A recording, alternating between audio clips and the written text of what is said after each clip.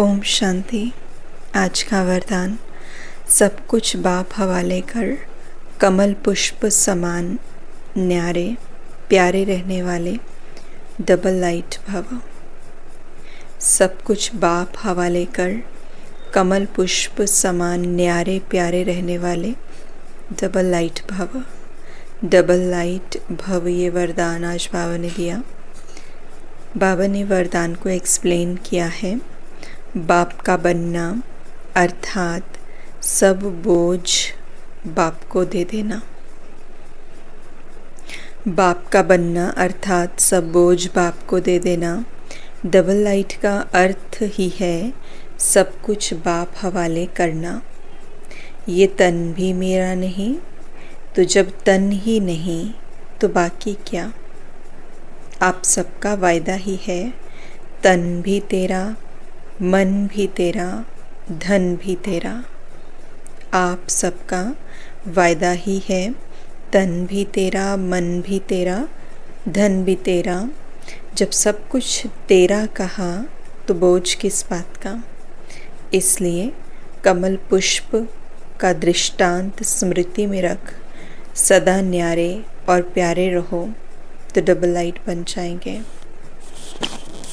जो बोझ है हमारे ऊपर, जो स्ट्रेस आ जाता है, बर्डन आ जाता है, चीज़ें कैसे होंगी, क्या करेंगे, तो वो बोझ इसलिए आ रहा है क्योंकि न्यारे नहीं हैं, डिटैच नहीं है, कहीं ना कहीं जुड़ाव है, उस चीज़ के साथ कुछ ना कुछ जोड़ा हुआ है।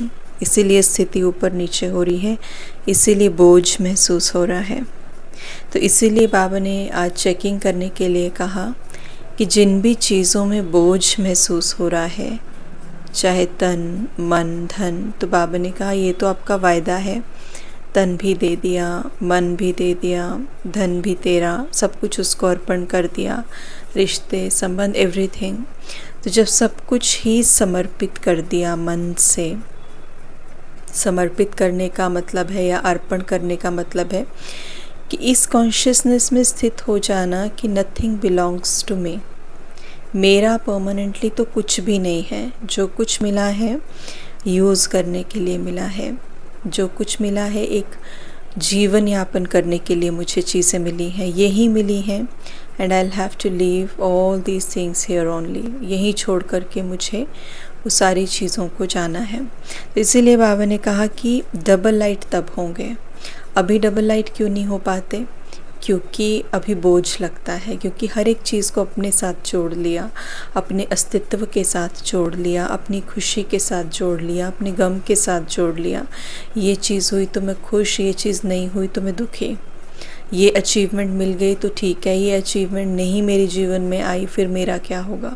तो जुड़ाव कर लिया है ना, न्यारे और प्यारे नहीं हैं, डिटैच्ड नहीं है। जो कमल पुष्प का एग्जाम्पल बाबा ने दिया कि वो न्यारा भी है और प्यारा भी है। प्यारा है बट अगेन न्यारा है, डिटैच्ड है।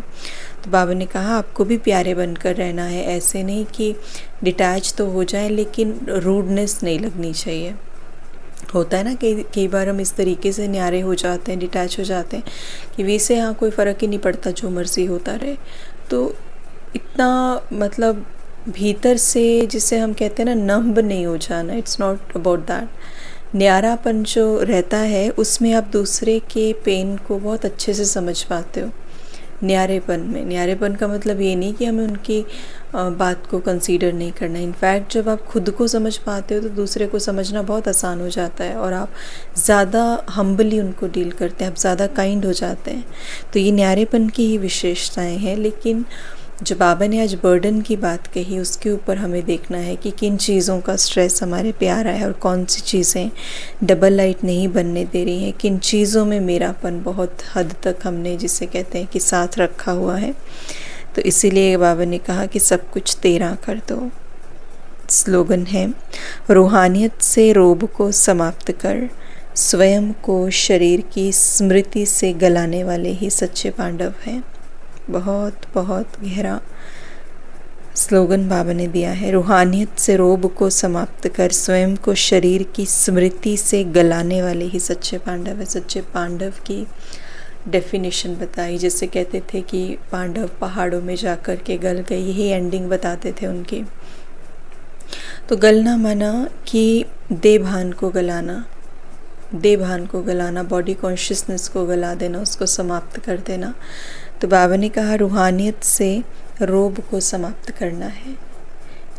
तो कई बार हम ऐसा भी देखते हैं जब ज्ञान में चले हो बहुत समय हो जाता है तो भी रोब आ जाता है, तो वो ज्ञान में हम चले ही नहीं हैं, न ज्ञान हमारे में चला है न हम ज्ञान में चले हैं।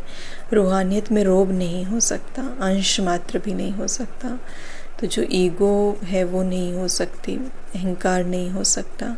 तो ये तो सारे विकार है ना। तो अगर ज्ञान मुझ में चल रहा है या मैं ज्ञान में चल रही हूँ, then how is it even possible कि ये चीज़ भी हो जाए। तो इसीलिए रूहानियत का मतलब ये है कि रोब नहीं होगा, ह्यूमिलिटी होगी, हम्बल हो जाएंगे, काइंडनेस आ जाएगी हमारे भीतर, पोलाइटनेस आ जाएगी, स्वीटनेस आ जाएगी, अंडरस्टैंडिंग आ जाएगी दूसरों को लेके, है ना। तो एम्पथी आ जाएगी, सिंपैथी, ये सारी चीज़ें जो है ना, सहानुभूति, कंपैशन, ये आता है। तो ये रोब ख़त्म हो जाता है, इसलिए बाबा ने कहा। और उससे दूसरी चीज़ क्या होती है कि खुद को शरीर की स्मृति से जो गला देते हैं वो ही सच्चे पांडव हैं। ओम शांति।